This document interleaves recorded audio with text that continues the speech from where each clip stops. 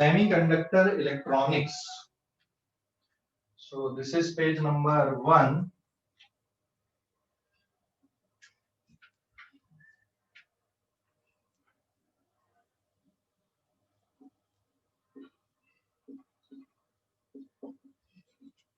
Semiconductor electronics.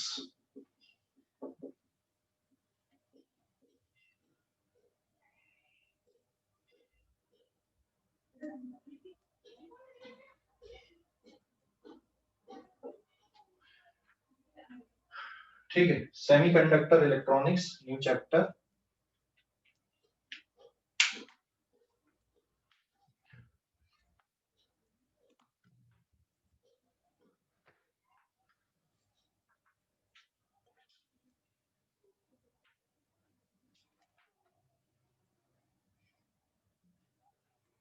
देखो conductor के बारे में अपन ने पढ़ा था, है ना। So there is a classification of metal, conductor and semiconductor.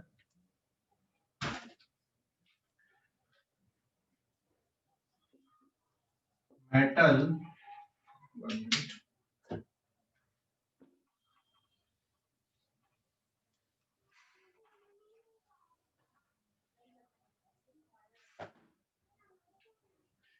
ये सेमीकंडक्टर इलेक्ट्रॉनिक समझ गए, मतलब जो हमारी डेली लाइफ में यूज हो रहे हैं, है ना।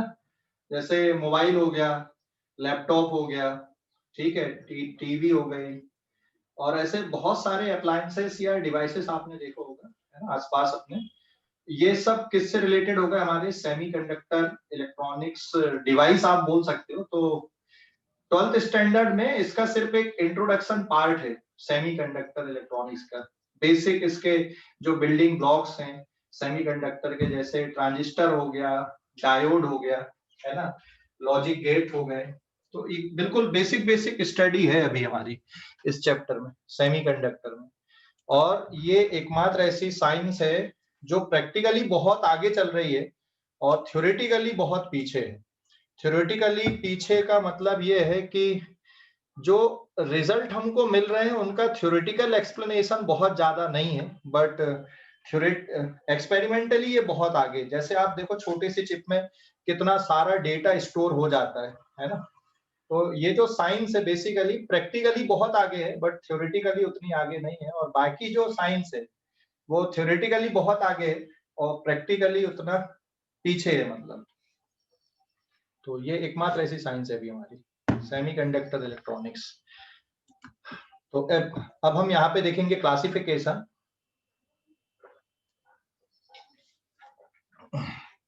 मेटल, सेमीकंडक्टर एंड इंसुलेटर के बारे में। तो यहाँ पे एक क्लासिफिकेशन हम देखते हैं। सबसे पहले मेटल, सेमीकंडक्टर एंड इंसुलेटर, ठीक है। जैसे नाम से ही समझ में आ रहा है अभी, सेमीकंडक्टर, मेटल एंड इंसुलेटर, ठीक है। नाम से समझ में आ रहा है ना कुछ, मेटल, सेमीकंडक्टर, इंसुलेटर। चलो एग्जांपल ले ले सबसे पहले, मेटल्स के एग्जांपल या कंडक्टर के एग्जांपल। तो मेटल्स या फिर कंडक्टर हम ले लें, तो सबसे पहले हम एग्जांपल से ही शुरुआत करते हैं। जैसे copper, aluminium, gold, silver etcetera, ऐसे बहुत सारे हैं, बट जिनका हम जनरली यूज देखते हैं, जैसे कॉपर, एल्युमिनियम, ये कंडक्शन में, ठीक है ना, इलेक्ट्रिकल कंडक्शन में ऐसे बहुत सारे मिलेंगे आपको, है ना। एंड सेमीकंडक्टर में जैसे एलिमेंटल सेमीकंडक्टर हो गए, सिलिकॉन हो गया, जर्मेनियम हो गया, फिर गैलियम आर्सेनिक हो गया, ठीक है ना। और ऐसे भी हैं कुछ कार्बन कंपाउंड्स भी हैं जो सेमीकंडक्टिविटी प्रॉपर्टी शो करते हैं। इंसुलेटर में ऐसे बहुत सारे आपके सामने एग्जांपल है, वुड है, प्लास्टिक्स हैं, वुड, प्लास्टिक, ठीक है, पेपर, ग्लास एक्सेट्रा। सो मैंने यहाँ पे एग्जांपल लिखा अभी। अब बात कर लेते हैं हम इनकी कंडक्टिविटी की। So what is conductivity? Conductivity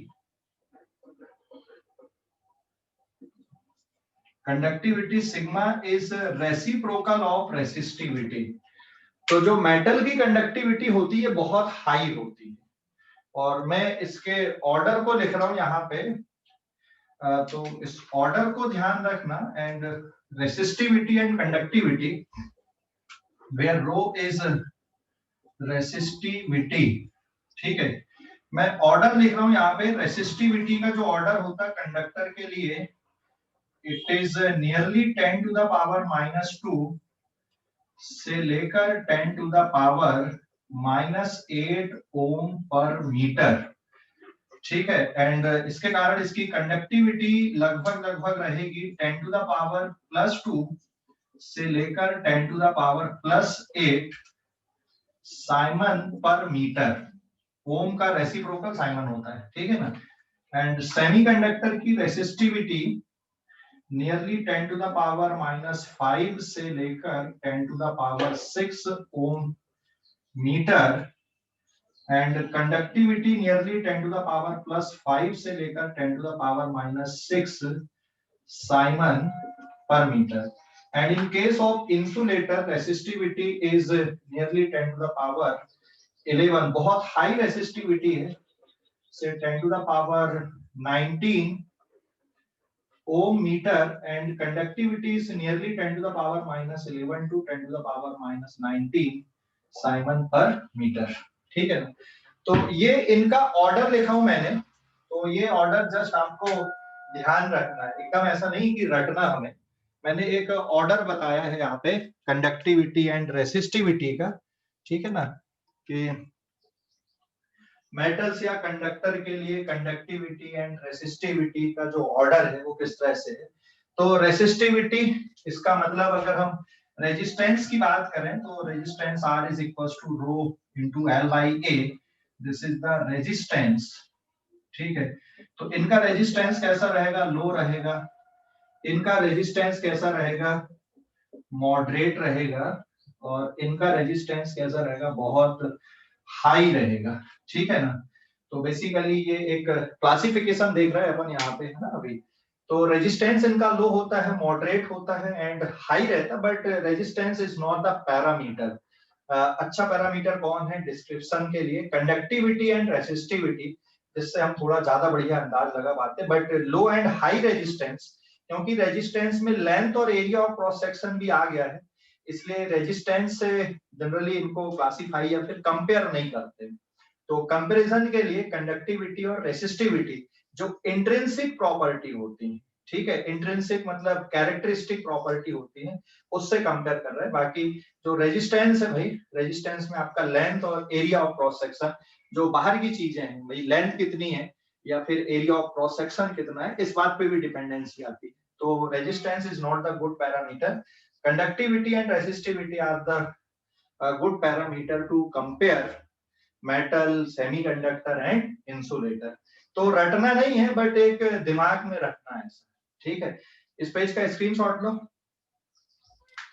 sir. हाँ, सिग्मा की value 10 to the power +2 to 10 to the power +8 S meter आएगा ना वो? पर मीटर हो जाएगा ना बेटा, पर मीटर। सर बाकी तीनों की यूनिट सेम थोड़ी ना है, लेकिन पहले वाले की यूनिट अलग आएगी ना। ओम मीटर आएगी, ओम मीटर बराबर। देख पर ओम किसको बोलते हैं अपन, पर ओम, पर ओम सर अभी समझ गया वो, समझ गया। पर आपने मीटर इनवर्स लिखे थे ना, इसलिए वो नीचे। ओके ओके, वहां पे बाय मिस्टेक हुई, अभी बराबर है सब जगह पे,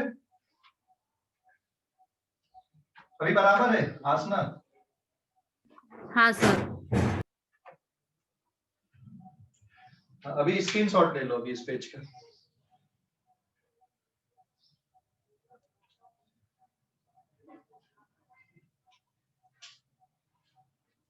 ले ले स्क्रीनशॉट इस पेज का।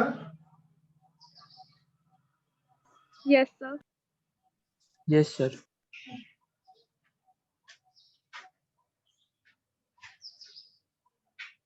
देन आगे बढ़ते हैं अपन अब यहाँ पे, अभी देखो टेम्परेचर बढ़ाने से कुछ चेंज आता है क्या रेसिस्टिविटी में इनकी? तो अगर हम टेम्परेचर राइज करते हैं तो कोई चेंज आते हैं क्या रेसिस्टिविटी एंड कंडक्टिविटी पे?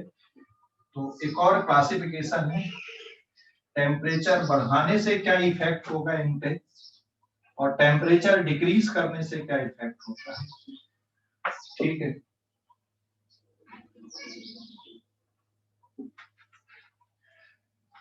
Now effect of temperature, effect of temperature. तो टेम्परेचर अगर राइज करोगे तो मेटल की जो रेसिस्टिविटी होती है वो बढ़ती है और कंडक्टिविटी डिक्रीज होती है। सेमीकंडक्टर की रेसिस्टिविटी डिक्रीज होती है एंड कंडक्टिविटी इंक्रीज होती है, नो चेंज। इंसुलेटर की रेसिस्टिविटी एंड कंडक्टिविटी में कोई फर्क नहीं पड़ता एंड टेम्परेचर अगर डिक्रीज करते हो तो मेटल की रेसिस्टिविटी कम होती है, कंडक्टिविटी बढ़ती है, रेसिस्टिविटी इंक्रीज होती है एंड कंडक्टिविटी डिक्रीज होती है। यहाँ पर कोई चेंज नहीं होता टेम्परेचर का। बट दोनों में एक इंपॉर्टेंट फैक्ट यहाँ पे मैं लिख रहा हूं, now at 0 kelvin, this is 0 kelvin, at 0 kelvin semiconductor behave like insulator, semiconductor behave like insulator. इस बात को ध्यान रखना, ये छोटे छोटे पॉइंट्स हैं जो जनरली ऑब्जेक्टिव टाइप क्वेश्चन बन जाते हैं, थ्योरेटिकल ऑब्जेक्टिव क्वेश्चन। तो 0 केल्विन टेम्परेचर में सेमीकंडक्टर बिहेव लाइक इंसुलेटर, ये इंसुलेटर के जैसे बिहेव करते हैं। एंड एट 0 केल्विन टेम्परेचर पे ये कैसे बिहेव करते हैं? एट 0 केल्विन टेम्परेचर ये बिहेव लाइक, जो कंडक्टर्स होते हैं behave like super conductor, conductor behave like super conductor. Super conductor समझते हो, जिनकी रेसिस्टिविटी कितनी हो जाती है? 0। तो सुपर कंडक्टर मतलब जिनकी रेसिस्टिविटी 0 हो जाती है उनको हम क्या बोलते हैं? सुपर कंडक्टर बोलते हैं। तो ध्यान रखना 0 केल्विन पे कंडक्टर सुपर कंडक्टर बन जाते हैं, जबकि सेमी कंडक्टर क्या बन जाते हैं? इंसुलेटर बन जाते हैं। तो 0 केल्विन टेम्परेचर पे सेमी कंडक्टर बिकम्स इंसुलेटर, जबकि कंडक्टर क्या बनते हैं आपके? सुपर कंडक्टर हो जाते हैं 0 केल्विन पे। और जो इसमें फार्मूला हमारे पास में, resistivity at T temperature is equals to rho naught into 1 plus, यहाँ पे फार्मूला क्या होता है? 1 प्लस अल्फा डेल्टा टी। ठीक है, और इसमें जो फार्मूला है रेसिस्टिविटी का, it is rho naught into 1 minus alpha delta T. Symbol अपनी यूजुअल मीनिंग पे है। ये फार्मूला कहाँ पे पढ़े हमने? करंट इलेक्ट्रिसिटी में पढ़े। और अल्फा क्या है यहाँ पे? टेम्परेचर कोफिशिएंट ऑफ रेजिस्टिविटी है ना। तो यहाँ पे अल्फा पॉजिटिव होता है और इसका अल्फा नेगेटिव होता है। तो यहाँ पे अल्फा इज पॉजिटिव क्वांटिटी, यहाँ पे अल्फा कैसी क्वांटिटी है? नेगेटिव क्वांटिटी, ध्यान रखना। तो टेम्परेचर बढ़ाओगे तो रेसिस्टिविटी बढ़ती है, डिक्रीज करोगे तो डिक्रीज होती है, यहाँ पे उल्टा चलेगा। ठीक है, समझ गए ये?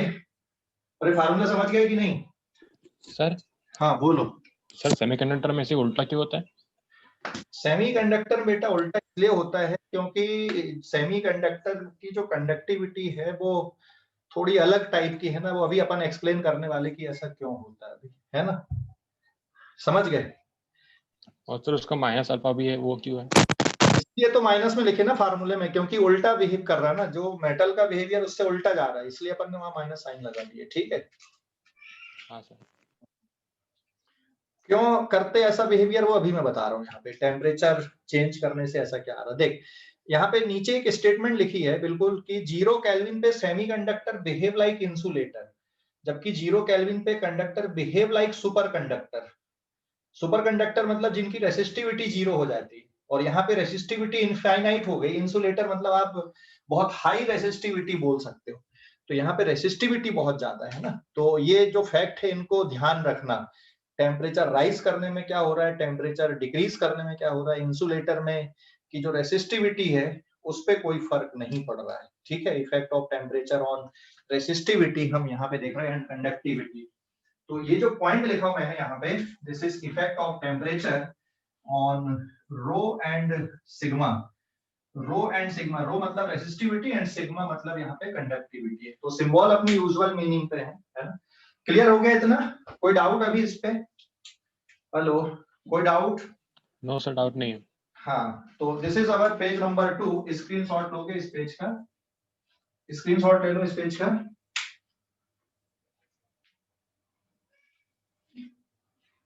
ले लिए? Yes, sir. And there is one more classification on the basis of energy band. Energy band समझते हो ना? केमिस्ट्री में पढ़ा है एनर्जी बैंड? एनर्जी बैंड पढ़ा है कि नहीं केमिस्ट्री में? हाँ सर, पढ़ा है। पढ़ा है। कितने एनर्जी बैंड पढ़े हो? उसमें कितने रहते हैं एनर्जी बैंड? याद है कुछ? सॉलिड स्टेट में आता है ना, सॉलिड स्टेट। हाँ सर, 2 बैंड थे ना, कौन कौन से बैंड बताओ? कंडक्शन बैंड और valency band. Balance band and conduction band, हाँ सही है। सॉलिड स्टेट केमिस्ट्री में है ना, सॉलिड स्टेट वाला जो चैप्टर केमिस्ट्री का आपका क्लासिफिकेशन ऑफ मटेरियल, उसमें भी आता तुम्हारा, ठीक है ना। तो classification of these 3 material on the basis of energy band. फिर मैं बताऊंगा ये एनर्जी बैंड होते क्या है। तो now on the basis of energy band,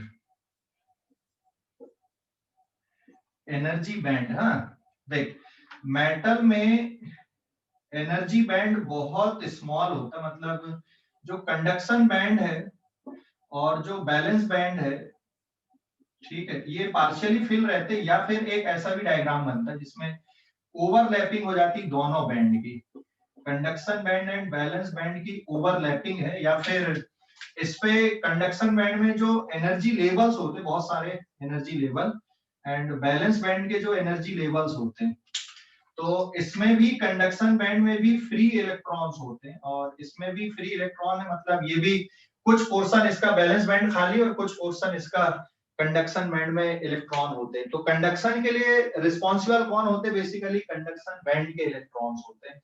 तो मेटल्स में जो एनर्जी बैंड है, ठीक है, कंडक्शन बैंड और एनर्जी बैंड के बीच का जो एनर्जी गैप है, इसको मैं ईजी से डिनोट कर रहा हूँ यहाँ पे, एंड दिस इज, यहाँ पे ये क्या हो गया, यहाँ पे ओवरलैपिंग हो गई दोनों बैंड की। तो ओवरलैपिंग होने के कारण कंडक्शन बैंड में कितने इलेक्ट्रॉन, या बैलेंस बैंड में हम ये बात ही नहीं करेंगे, क्योंकि ओवरलैपिंग हो गया, यहाँ पे इस तरह के बैंड नहीं बने। तो यहाँ पे लार्ज नंबर में फ्री इलेक्ट्रॉन अवेलेबल होते हैं कंडक्शन करने के लिए। तो यहाँ पे partially filled conduction band and partially filled valence band, या overlapped conduction band and valence band. तो ये कौन सा हो गया? This is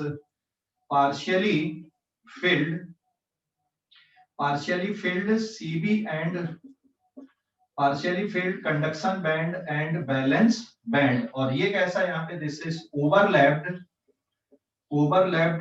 balance band and conduction band. तो ये दो स्ट्रक्चर होते हैं मेटल या सेमीकंडक्टर के। तो कंडक्शन बैंड में भी फ्री इलेक्ट्रॉन्स रहते हैं और बैलेंस बैंड भी कुछ खाली रहता है, इसलिए इजिली इनमें कंडक्शन होता है। So on the basis of energy band, what are energy bands? Energy band मतलब collection of very large number of energy state. Energy band का मतलब क्या है यहाँ पे? Energy band is collection of large number of energy level. Collection of large number of energy level. ये भी मैं अभी थोड़ा और बताऊंगा एटम के डायग्राम लेके। एंड सेमीकंडक्टर में conduction band and valence band में जो एनर्जी बैंड गैप होता है, this is balance band and this is conduction band. ये एनर्जी बैंड गैप है, it is less than 5 electron volt, और इंसुलेटर में ये energy band gap between conduction band and valence band ये large होता है, and it is greater than this energy band, EG मतलब energy band gap, जिसको आप बैंड गैप बोलते हो, it is greater than 5 electron volt. तो देखो इसमें अभी कंडक्शन बैंड में लार्ज नंबर में एनर्जी लेवल्स हैं, लेकिन 0 केल्विन पे ये बिल्कुल खाली होते हैं, और रूम टेम्परेचर पे कुछ बैलेंस बैंड के जो इलेक्ट्रॉन है ये जंप करके कहां पे चले जाते हैं? देखो इस पे बैलेंस बैंड में इलेक्ट्रॉन्स भरे पड़े हैं पूरे, है ना, और ये खाली है, लेकिन ये 0 केल्विन पे। तो at 0 kelvin conduction band is completely empty and valence band is completely filled. तो यहाँ पे दो प्रोसेस होती हैं। नाउ एट 0 केल्विन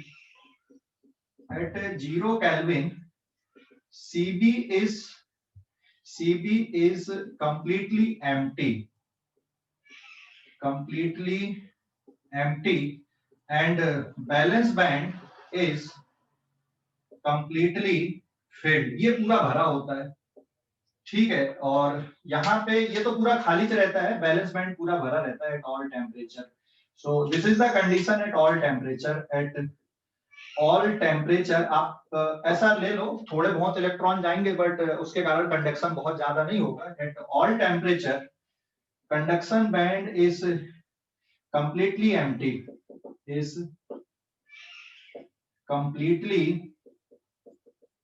empty,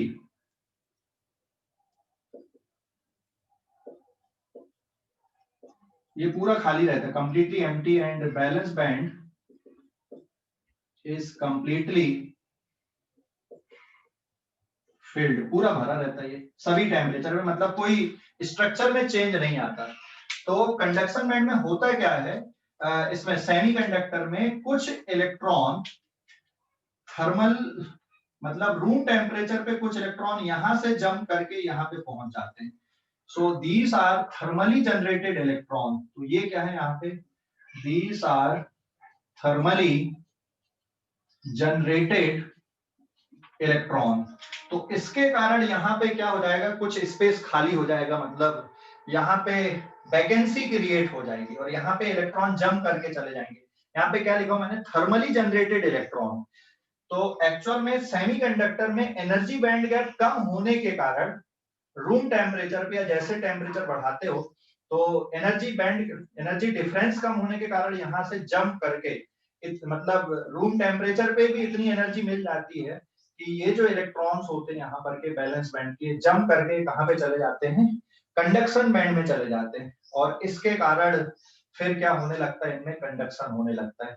तो देखो मैंने क्या लिखा था, 0 केल्विन पे ये इंसुलेटर के जैसा बिहेव करते हैं। क्यों? क्योंकि 0 केल्विन पे कंडक्शन बैंड पूरा खाली है और 0 केल्विन पे बैलेंस बैंड पूरा भरा है। तो बैलेंस बैंड में भी इलेक्ट्रॉन हिल नहीं सकते, इधर उधर मूव नहीं कर सकते, और कंडक्शन बैंड तो पूरे ही खाली है, इसलिए कंडक्शन नहीं होता। 0 केल्विन पे इंसुलेटर के जैसा बिहेव कर रहा है।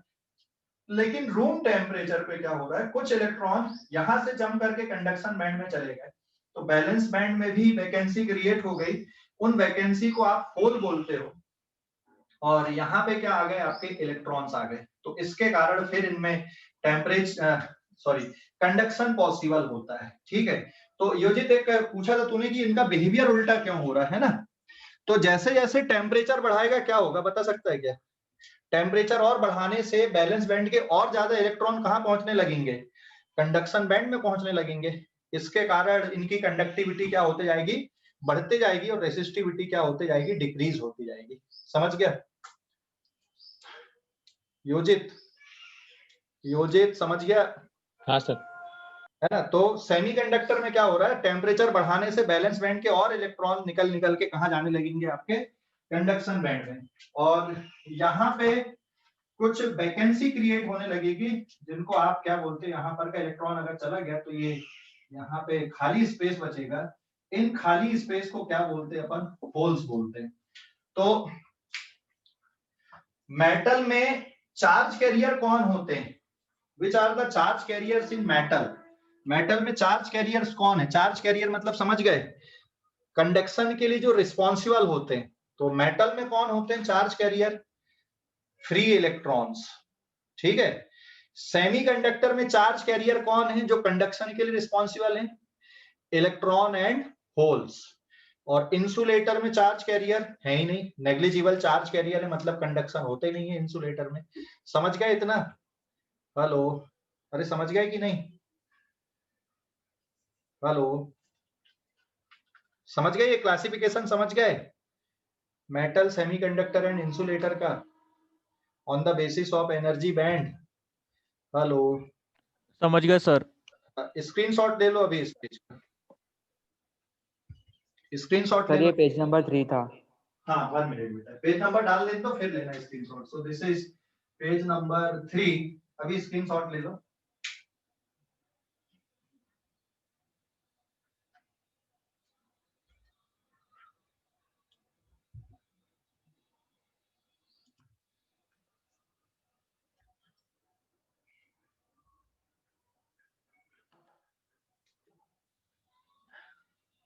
ले लिए स्क्रीनशॉट इस पेज का? हेलो, स्क्रीनशॉट ले लिए? Yes, sir.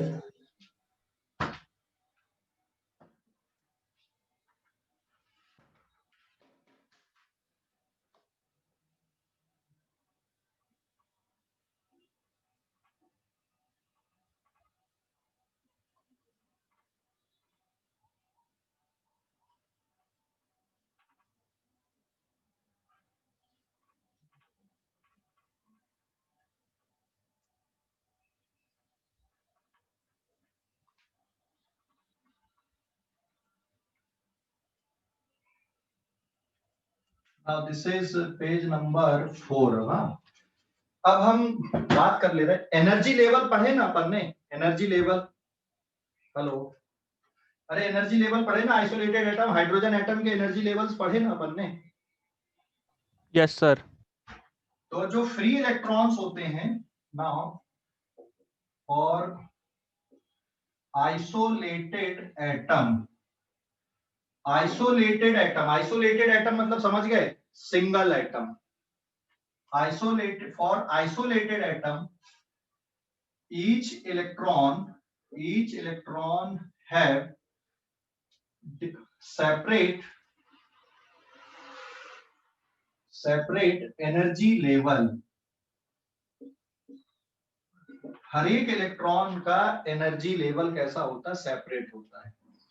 तो अगर आप इलेक्ट्रॉन का जो एनर्जी लेवल है आप टोटल एनर्जी से मेजर करें, यहाँ पे जैसे formula K Q1 Q2 divided by R, तो अगर आप एनर्जी लेवल ले रहे हैं इधर पे, यहाँ पे पोटेंशियल एनर्जी आपने ले लिया ये वाले डायरेक्शन पे, और इधर पे आप अगर डिस्टेंस ले रहे हो, तो जो एनर्जी लेवल होता है ये कुछ ऐसा आएगा। ये डिस्टेंस के साथ में बना रहा हूँ यहाँ पे, ये कुछ ऐसे एनर्जी लेवल्स आपके बनते जाएंगे। ठीक है, जैसे किसी इलेक्ट्रॉन के हो गए, फिर ये किसी के हो गए, फिर ये किसी के हो गए, फिर ये किसी के हो गए। तो Q1 आप न्यूक्लियस को बोल सकते हो, और Q2 आप किसको बोल सकते हो? इलेक्ट्रॉन को बोल सकते हो। तो ये एनर्जी लेवल डिस्टेंस के साथ में इस तरह से चेंज होते जाएंगे। डिस्टेंस जितना कम होगा, आर की वैल्यू जितनी कम होगी, जो नेगेटिव एनर्जी वो उतनी ज्यादा होते जाएगी, और फिर जैसे जैसे डिस्टेंस बढ़ता जाएगा ये वैल्यू क्या होते जाती है? यहाँ पे ऊपर आते जाती है।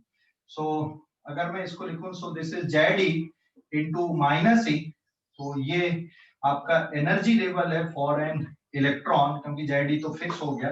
तो यहाँ पे जैसे फर्स्ट इलेक्ट्रॉन के लिए, फिर सेकंड इलेक्ट्रॉन के लिए, फिर थर्ड इलेक्ट्रॉन के लिए, तो ये जो ऊपर के जो पार्ट आ रहे हैं आपके, ये किनके लिए हो गए? यहाँ पर जैसे ये वाले किसके लिए हो गए? ये फॉर बैलेंस इलेक्ट्रॉन, ये बैलेंस इलेक्ट्रॉन के लिए हो गए, और ये इनर कोर इलेक्ट्रॉन के लिए, इनर कोर इलेक्ट्रॉन के लिए। ठीक है, तो ये बैलेंस इलेक्ट्रॉन के लिए हो गए। तो ये जो एनर्जी लेवल मैंने बनाया यहाँ पे विथ डिस्टेंस के साथ में, ये किसके लिए बना? यहाँ पे ये समझ गए डायग्राम कैसे बना? डिस्टेंस के साथ में, डिस्टेंस इधर लिया मैंने, एनर्जी ऊपर लिया, तो डिस्टेंस की वैल्यू 0 करोगे तो एनर्जी क्या होता जाएगी? यहाँ पे नेगेटिव साइड पे इंफिनिटी की तरफ जाएगी, और जैसे जैसे आर की वैल्यू बढ़ेगी एनर्जी 0 के साइड पे टेंड करेगी आपकी, है ना? तो इसलिए मैंने एक रफ ग्राफ बना रहा हूँ, बट ये एग्जाम के पॉइंट ऑफ व्यू से नहीं है, ये कॉन्सेप्ट बिल्डिंग के हिसाब से, एग्जाम के पॉइंट ऑफ व्यू से नहीं है। तो हम बात कर रहे हैं यहाँ पे एनर्जी लेवल की, और एनर्जी बैंड कैसे बनते। तो आइसोलेटेड एटम में कुछ इस तरह का स्ट्रक्चर होता है। ठीक है, एंड नाउ जबकि अगर 2 एटम की हम बात करें या 3 एटम की बात करें, तो 2 या 3 एटम के लिए आपकी जो स्पेसिंग होती है वो कुछ इस तरह की जाएगी। यहाँ पे आप और भी ले सकते हो। ठीक है, इधर पे आपने डिस्टेंस लिया, तो ओवरलैपिंग होने लगती इनकी एनर्जी लेवल की।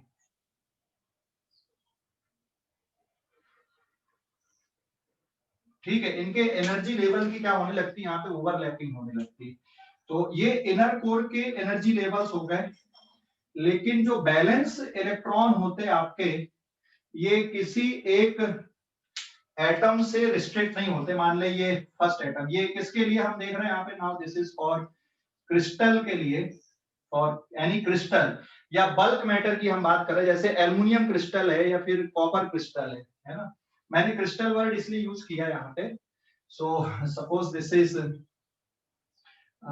एल्युमिनियम वायर आप ले लो, ठीक है, और एल्युमिनियम सीट ले लो आप, एक्सेट्रा, जो भी आपको समझना है। So now this is first aluminium atom, ये सपोज सेकंड एल्युमिनियम एटम, और ये थर्ड एल्युमिनियम एटम। मैंने एल्युमिनियम लिया यहाँ पे, आप एल्युमिनियम की जगह पे कोई भी एलिमेंट ले सकते हो, ठीक है। तो दिस इज एल्युमिनियम और एनी एटम, मतलब ये सिलिकॉन है, जर्मेनियम है, कॉपर है, एक्सेट्रा, कोई भी ले लो आप, मतलब क्रिस्टल की हम बात कर रहे हैं यहाँ पे। तो इन क्रिस्टल में ये क्या होगा बेटा, यहाँ पे these are inner core electrons, these are inner core electron, और ये जो इलेक्ट्रॉन्स हैं यहाँ पर, ये बैलेंस इलेक्ट्रॉन है, ये वाले। So these are valence electron. तो ये जो बैलेंस इलेक्ट्रॉन होते हैं, ये हम ये नहीं बोलेंगे कि ये पर्टिकुलर इस एटम का, ये यहाँ पर भी जा सकता है, यहाँ पर भी जा सकता है। तो ये जो बैलेंस इलेक्ट्रॉन होते हैं, ये फ्री होते हैं, मतलब क्रिस्टल में कहीं पर भी जा सकते हैं। लेकिन जो इनर कोर के होते हैं, बिल्कुल टाइट बंधे होते हैं न्यूक्लियस के साथ में, ये मूव नहीं करते।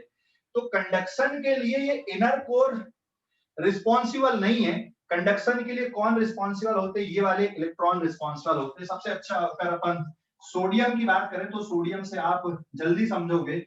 सोडियम में बैलेंस इलेक्ट्रॉन कितने होते हैं, एक, हाँ या ना।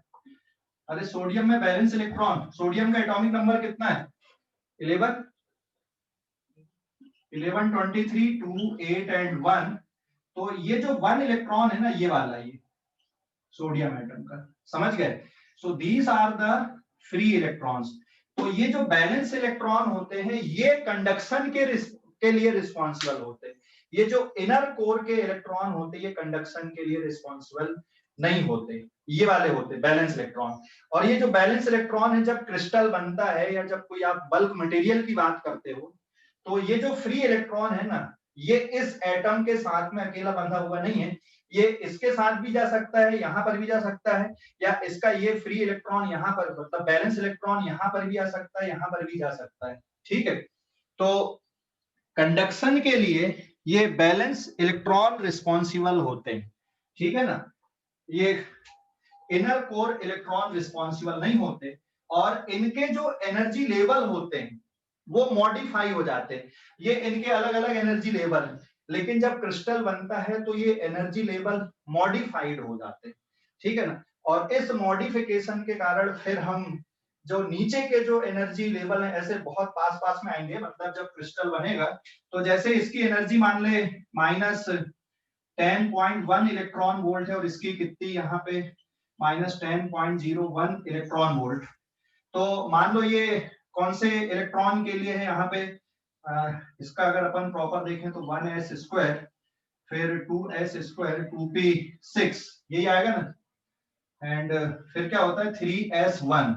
तो मान ले ये वाला किसके लिए है, ये 2p6, मतलब उसमें भी x y z आते हैं, तो उनके लिए। तो 2p6 के लिए, इसके लिए -10.1 इलेक्ट्रॉन वोल्ट है, और इसके लिए कितना है -10.01 इलेक्ट्रॉन वोल्ट, ऐसा। तो थोड़ा सा स्लाइटली डिफरेंट है एनर्जी, लेकिन ये उसी क्लास को बिलोंग कर रहा है। तो यहाँ पर के जो एनर्जी लेवल वो अलग अलग नहीं हो पाते, हम उनको डिस्टिंग्विश नहीं कर पाते, तो उनके एक पूरे पार्ट को एक कलेक्शन बोल देते हैं। और ऐसे बहुत सारे एनर्जी लेवल के कलेक्शन को आप क्या बोल देते हो, वहां पे बैंड बोल देते हो, ठीक है ना। तो ये जो फ्री इलेक्ट्रॉन आ गए, जो ये बैलेंस इलेक्ट्रॉन होते हैं, ये जो फ्री इलेक्ट्रॉन है, ये कौन से बैंड को बनाते हैं, ये बैलेंस बैंड को बनाते हैं। और इसके ऊपर और आप चले गए तो फिर कौन सा बैंड बन जाता है, यहाँ पे कंडक्शन बैंड बन जाता है, ठीक है। ये समझ गए, ये एग्जामिनेशन के पॉइंट ऑफ व्यू से नहीं है, बस कॉन्सेप्ट बिल्डिंग के लिए बता रहा हूं मैं, यहाँ पे ध्यान रखना, ठीक है। समझ गए ये कि नहीं। हेलो, अरे समझ गए ये इतना? Yes, sir. अभी स्क्रीनशॉट लो इस पेज का, इस पेज का स्क्रीनशॉट लो। एग्जाम के पॉइंट ऑफ व्यू से नहीं है, बस एनर्जी बैंड थ्योरी के बारे में थोड़ा सा डिस्कशन कर रहा हूँ। तुम्हें थोड़ा ज्यादा डीप में जा रहा हूँ, इतने की जरूरत नहीं है। तो ये एग्जाम में आता भी नहीं है, और न तो बोर्ड एग्जाम के लिए और ना ही कंपटीशन पर्पस के लिए, बस एक समझ जनरेट करने के लिए बता रहा था मैं। ठीक है, स्क्रीनशॉट ले लो इस पेज का, आगे बढ़ते हैं अपन।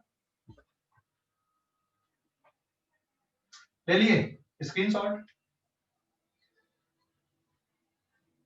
Hello sir.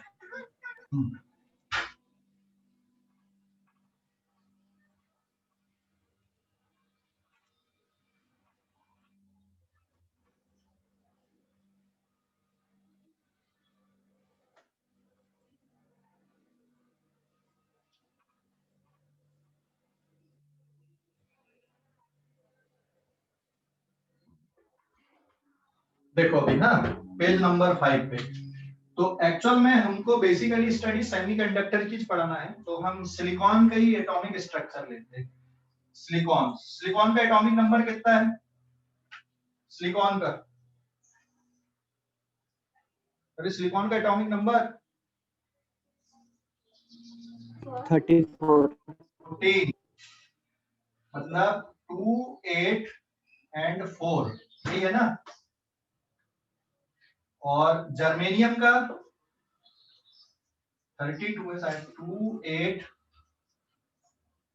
18 एंड 4, ऐसा कुछ बनता है ना जर्मेनियम का 32। ठीक है, और इनको अगर आप पूरा लिखोगे 1s स्क्वायर फिर 2s स्क्वायर, इलेक्ट्रॉनिक कॉन्फ़िगरेशन अगर आप इसका लिखोगे तो ये कितना आएगा? 1s square, 2s square, 2p6 पूरा है कंप्लीट, और फिर 3s स्क्वायर एंड 3p2, यही बनता है ना बेटा? Hello, Yes, sir. हाँ, लेकिन इसमें इसके जो बैलेंस इलेक्ट्रॉन है ये है, these are the valence electron, ये बैलेंस इलेक्ट्रॉन है। ठीक है ना? तो एक्चुअल में ये जो 3s स्क्वायर और 3p2 वाले जो इलेक्ट्रॉन है, ये बैलेंस इलेक्ट्रॉन है जो कंडक्शन के लिए रिस्पॉन्सिबल होते हैं। तो और बाकी के ये जो इलेक्ट्रॉन हो गए यहाँ पर के, ये जो सेल हो गए, अलग अलग सेल मतलब अलग अलग energy level. So these are inner core electron, और ये कौन से हो गए आपके?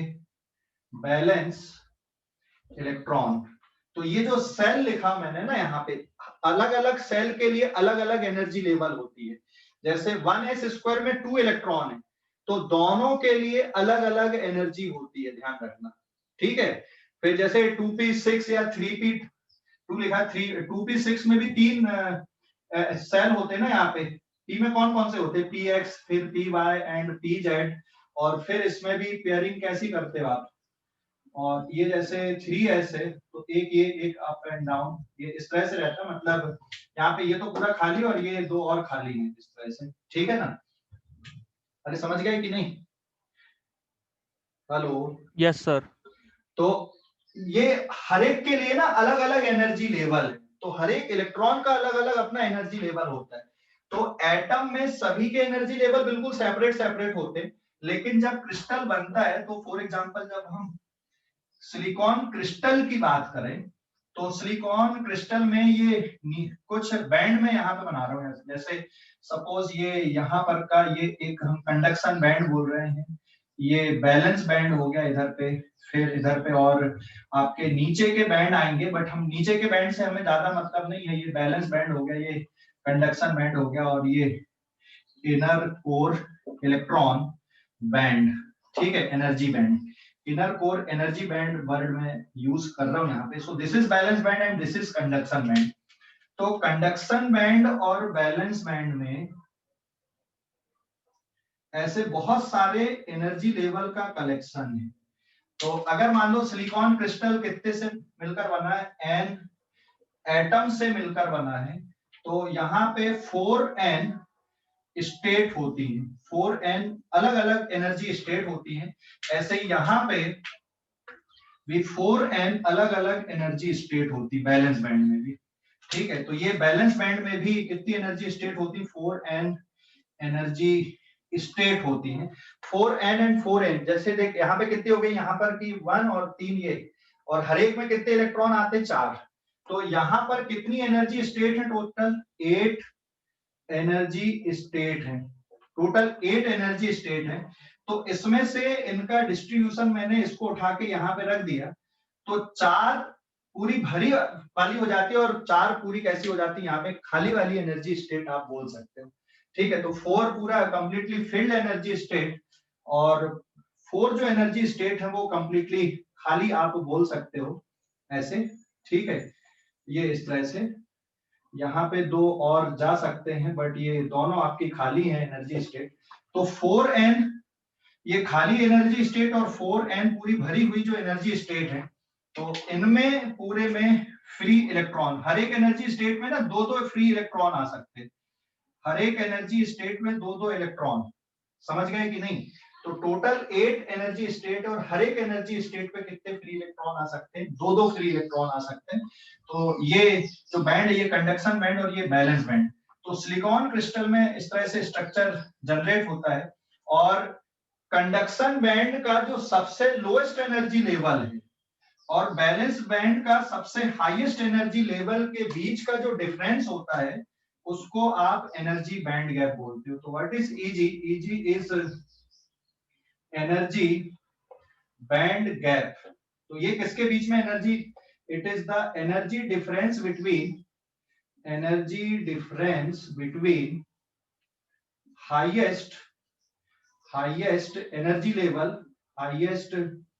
Energy level of balance band and lowest energy level of conduction band, lowest energy level of conduction band. तो कंडक्शन बैंड का जो सबसे लोएस्ट एनर्जी लेवल है और बैलेंस बैंड का सबसे हाईएस्ट एनर्जी लेवल है, इनके बीच का जो एनर्जी डिफरेंस होता है उसको आप क्या बोलते हो, एनर्जी बैंड गैप बोलते हो।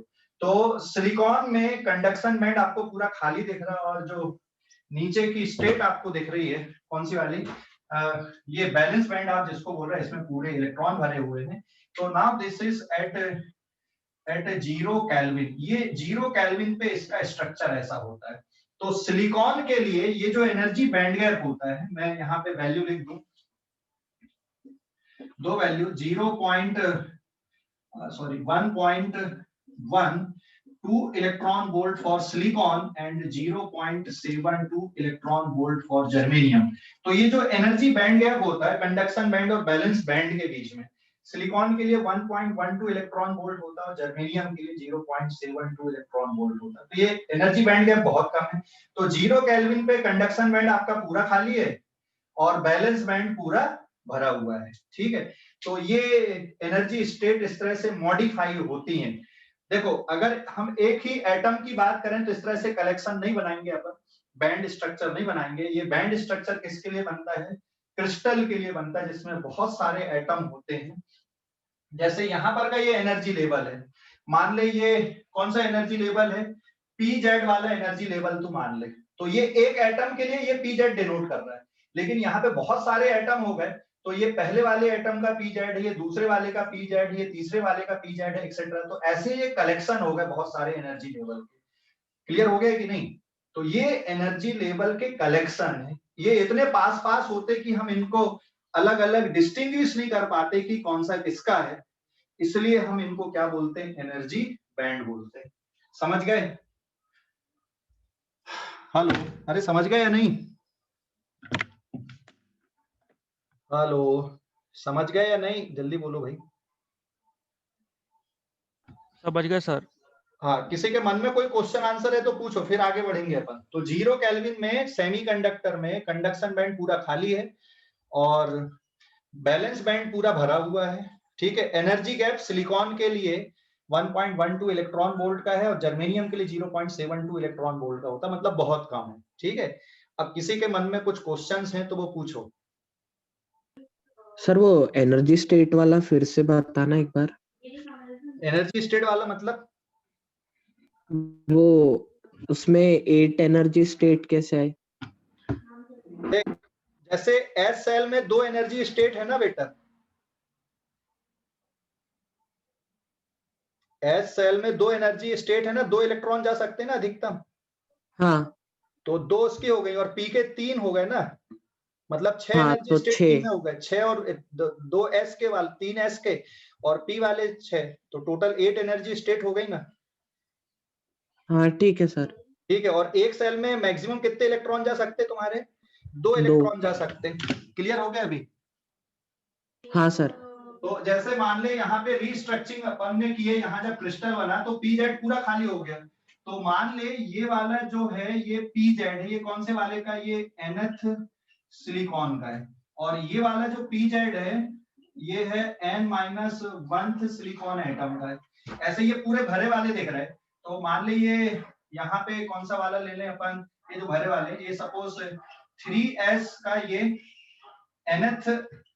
nth का है, और ये जो 3s ये n-1 का है, मतलब ये जस्ट अलग अलग के, तो ये इतने पास पास में हो जाते हैं कि हम आइडेंटिफाई नहीं कर पाते कि ये 3s किसका है, nth का। मान ले जो सिलिकॉन के बहुत सारे एटम हो जाते हैं ना क्रिस्टल में, तो कौन सा किसको बिलोंग कर रहा है ये हम नहीं बता सकते, और ये एनर्जी डिफरेंस इतने पास पास में हो जाते हैं, इसलिए एनर्जी लेवल के फॉर्म पे एक्सप्लेन करना डिफिकल्ट होता है, और कुछ इस तरह के स्ट्रक्चर यहाँ पे जनरेट होते हैं, तो इसलिए इनको हम पूरे जो कलेक्शन ऑफ एनर्जी लेवल है उनको आप क्या बोल देते हैं यहाँ पे? एनर्जी बैंड बोल देते हैं। सो एनर्जी बैंड बेसिकली क्या है?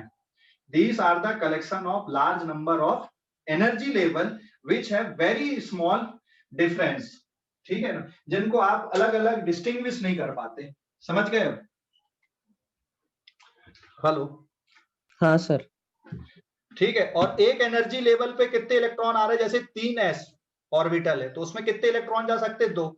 तो बैलेंस बैंड में मैंने जो एनर्जी लेवल बनाया है ना, जैसे कोई s का है या फिर px का है, ऐसा कुछ भी दिख रहा है आपको, कोई भी आप मान सकते हो वहां पे, तो एक एक में कितने इलेक्ट्रॉन रख सकते हो आप? 2-2 इलेक्ट्रॉन रख सकते हो। समझ गए? तो इसका स्ट्रक्चर ऐसा मॉडिफाइड होता है सिलिकॉन का 0 केल्विन पे, कि बैलेंस बैंड में तो पूरे भरे रहते हैं और कंडक्शन बैंड कैसा रहता है? पूरा खाली रहता है। जबकि मेटल के केस में क्या होता है? मेटल के केस में चाहे रूम टेम्परेचर हो चाहे 0 केल्विन हो, कंडक्शन बैंड में भी इलेक्ट्रॉन रहेंगे और बैलेंस बैंड में भी इलेक्ट्रॉन रहते हैं। ठीक है? हेलो? अरे समझ गए? मेटल के केस में कंडक्शन बैंड में भी इलेक्ट्रॉन रहते हैं और बैलेंस बैंड में भी रहते हैं। तो कंडक्शन बेसिकली किनके कारण होता है? कंडक्शन किनके कारण होता है? कंडक्शन बैंड वाले इलेक्ट्रॉन्स के कारण। हाँ, कंडक्शन बैंड के इलेक्ट्रॉन के कारण, भाई जिनको मूव करने के लिए स्पेस हो। अच्छा, बैलेंस बैंड के नीचे जो एनर्जी बैंड है वो पूरे भरे होते हैं कभी भी, और वहां से इलेक्ट्रॉन का मूवमेंट हो ही नहीं सकता। इनर कोर के जो इलेक्ट्रॉन होते हैं, मूवमेंट किनका होता? आपका बैलेंस सेल वाले इलेक्ट्रॉन का मूवमेंट होता। आप स्क्रीनशॉट लो इस पेज का, फिर एक और डायग्राम बनाता हूँ। स्क्रीनशॉट ले लो इस पेज का, ले लिए? हेलो, ले लिए क्या स्क्रीनशॉट? Yes sir. अभी देखो, अगर हम सिलिकॉन का स्ट्रक्चर की बात करें यहाँ पे, जैसे सिलिकॉन क्रिस्टल की हम बात करते हैं, ठीक है?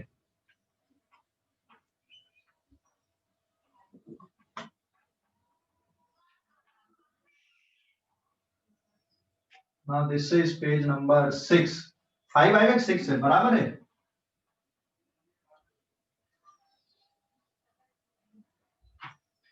देखो, जैसे सिलिकॉन की हम बात करें, सिलिकॉन का जो क्रिस्टल होता है ये इनर कोर के एलिमेंट हो गए, इलेक्ट्रॉन हो गए, ये ऐसा। फिर दूसरा आप ऐसा बना दो यहाँ पे,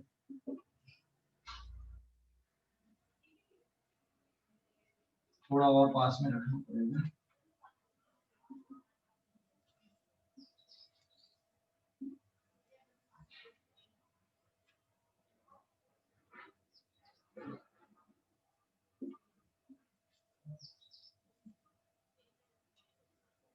देखिए, जैसे मान सिलिकॉन है तो सिलिकॉन का ये के सेल हो गया, ये एल सेल हो गया, और ये m सेल में आपके ये 4 इलेक्ट्रॉन है, ठीक है।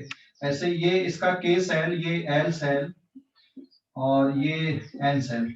तो यहां पर भी हम ये वाले सेल की अगर बात करें तो इसका जो इलेक्ट्रॉन है वो किसी अकेले के लिए लोकलाइज्ड है कि सब जगह जा सकता है, ये तीनों पे जा सकता है। ये आउटर सेल का बैलेंस सेल, ये वाली बैलेंस सेल कहलाएगी ना, this is the valence shell. तो बैलेंस सेल का इलेक्ट्रॉन तीनों में कहीं पर भी यूज हो सकता है, समझ गए कि नहीं? या तीनों में कहीं पर भी जा सकता है। ये वाला जो बैलेंस सेल है वो इसमें भी यूज हो सकता है, इसमें भी यूज हो सकता है, और इसका बैलेंस सेल का इलेक्ट्रॉन इसमें भी यूज हो सकता है। और ये जो बाकी के अंदर के जो है यहाँ पे, जिनको आप क्या बोलोगे, इनर कोर, ये वाले कंडक्शन के लिए पार्टिसिपेट नहीं करते, दीज आर इनर कोर। ये इनर कोर आप बोलोगे और ये बैलेंस सेल आप बोलोगे, तो ये कंडक्शन के लिए रिस्पॉन्सिबल नहीं होते, ये बैलेंस सेल के इलेक्ट्रॉन कंडक्शन के लिए रिस्पॉन्सिबल होते। तो जब हम स्ट्रक्चर बनाते इसका, इस तरह से स्ट्रक्चर बना देते, जैसे हमने फोटो इलेक्ट्रिक इफेक्ट में किए थे, तो ये हम ऐसा बना देते थे ना उधर पे, इनर कोर आयंस, ठीक है, इनर कोर आयंस आप बोल देते हो। और यहाँ पे क्या बोल देते हो आप, these are the free electrons, free electron, या फिर आप इनको क्या बोल सकते हो, बैलेंस इलेक्ट्रॉन, जो कंडक्शन के लिए रिस्पॉन्सिबल होते हैं। ये इनर कोर आयन हो गया आपका, ये कंडक्शन के लिए रिस्पॉन्सिबल नहीं है। ये एक सिंबॉलिक डायग्राम है कॉन्सेप्ट को समझने के लिए। तो जब आप इलेक्ट्रिक फील्ड अप्लाई करोगे तो ये बैलेंस सेल के जो इलेक्ट्रॉन है पूरे क्रिस्टल में इधर उधर मूव कर सकते हैं, लेकिन जो इनर कोर के आयन होते हैं ये मूव नहीं करते, या इनर कोर के जो फ्री इलेक्ट्रॉन है वो मूव नहीं करते। समझ गए? हेलो, अरे समझ गए या नहीं?